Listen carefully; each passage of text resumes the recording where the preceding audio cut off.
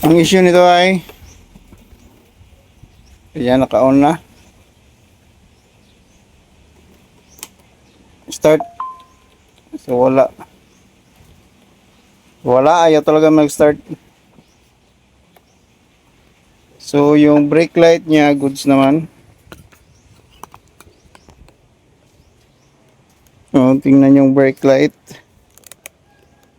Yung brake light niya goods kasi kailangan to, yan. Kailangan i-brake para mag-start. So yan, goods yung brake light pero ayaw mag-start. So sa step by step guys, busina goods pero step by step process, kailangan i-check muna yung battery. Kung gusto ba yung battery. Tapos next natin yung linya ng switch. Ito kung nagti-trigger ba to. Tapos doon na tayo papasok sa starter relay kung nagsusupply ba doon. So ayan guys. So ayan yung voltage niya. 12.47. Proceed natin para makita talaga natin yung kakayanan ng battery. Yung kakayahan ng battery.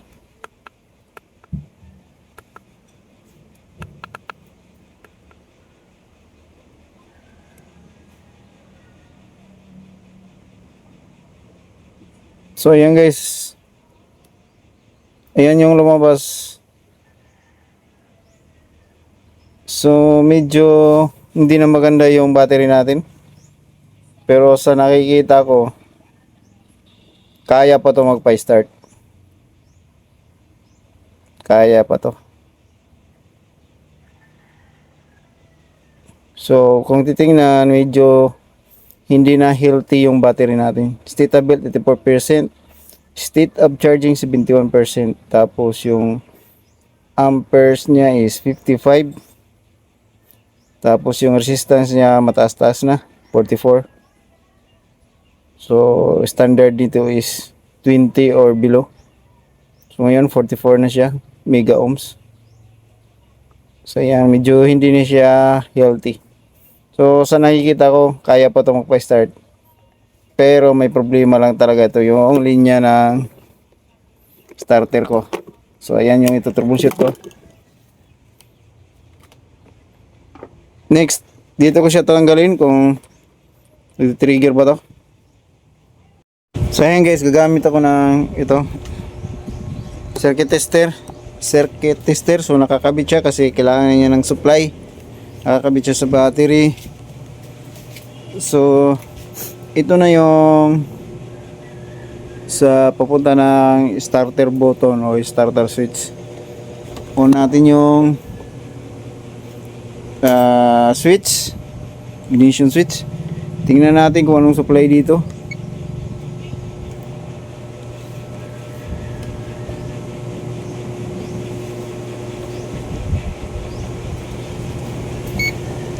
Pindutin natin yung starter button. So ayan, walang reaction, walang react. So ayun.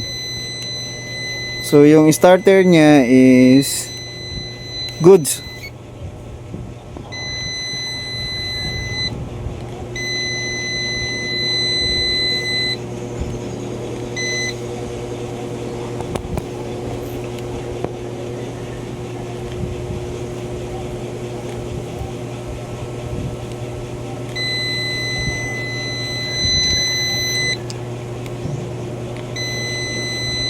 So yan. So yan guys, tinanggal ko sa para maklaro natin yung test. Tinanggal ko sa sakit. Tapos ang iti-test ko is kumbaga continuity. Yan.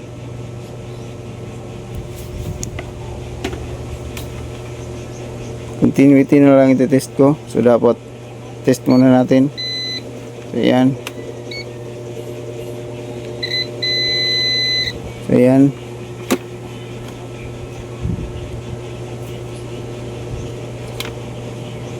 So dapat pag pindot ko ng switch, trigger to. So yan. So yan, goods.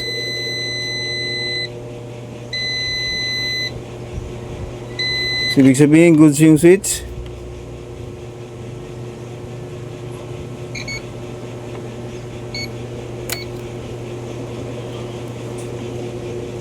Napansin ko lang guys, may problema.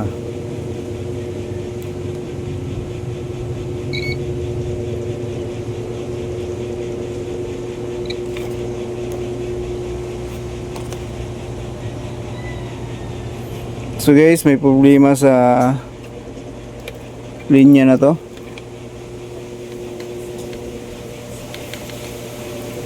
Hindi ko alam kung anong yan nangyari dito. Ganyan yung reading niya. So dapat magre-reading to dito. May reading ito.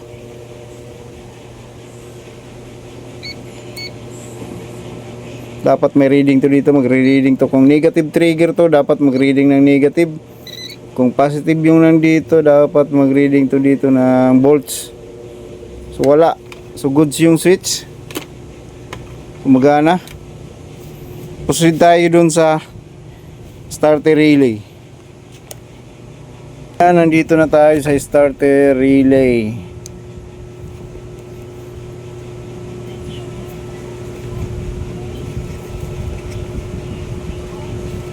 So dito magkakaalaman na kung anong dito sa dalawa ng wire na to, dapat may ma-reading dito na positive o negative, depende kung anong trigger ng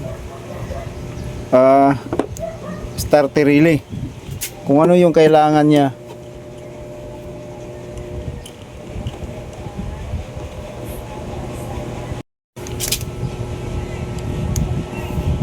Okay, tatanggalin natin yung tanggalin itong relay para matest natin ng maayos.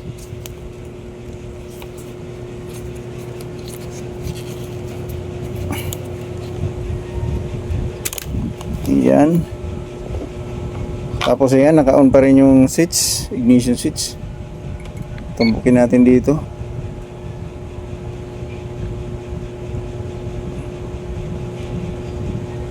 So ayan. So ayan. Low voltage. Kaya hindi nag-start. 2.9 volts. Tapos yung negative niya is nag-aabang. So yung trigger niya is negative. Walang negative. Tapos yung voltage yan 2.8. So hindi talaga mag-start. So negative trigger siya. So balik ko na to dito.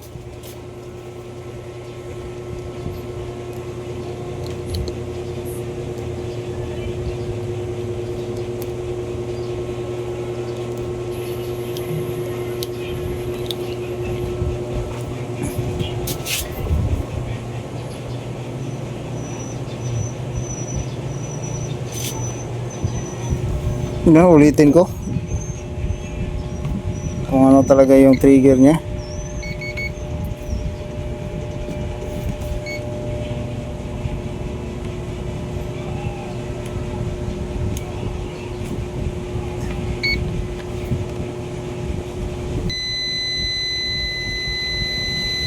Okay naman. So yung positive niya yung problema. So yung negative trigger to. Yan, goods naman. Negative trigger, yung positive niya is 2.9. So ito yung may problema, yung positive. Kasi naka-negative trigger siya. Yun yung problema ngayon. So ayusin nyo to. Nilagyan ko kasi ito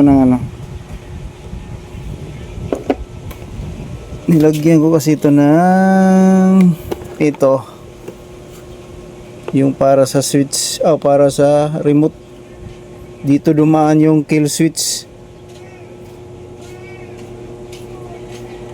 ng side stand.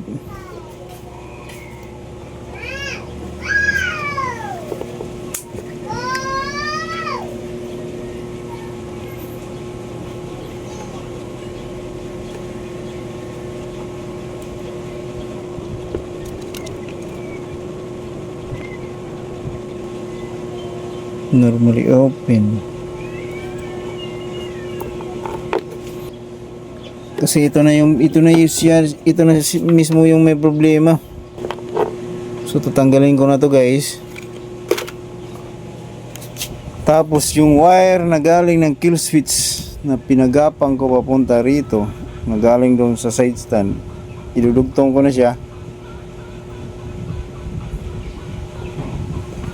para hindi na magka-problema. So yun yung pinagdudahan ko, guys.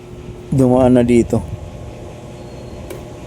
Silbi dalawa na ito, magko-control din to ng kill switch, yung remote nya. So ayan guys, yung dalawang wire na nakalagay dito kanina sa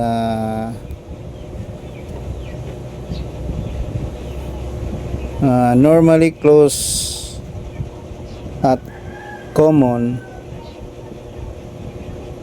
so tinanggal ko na. So ito siya. So susubukan kong idikit ito, itong dalawang wire na to, idikit ko.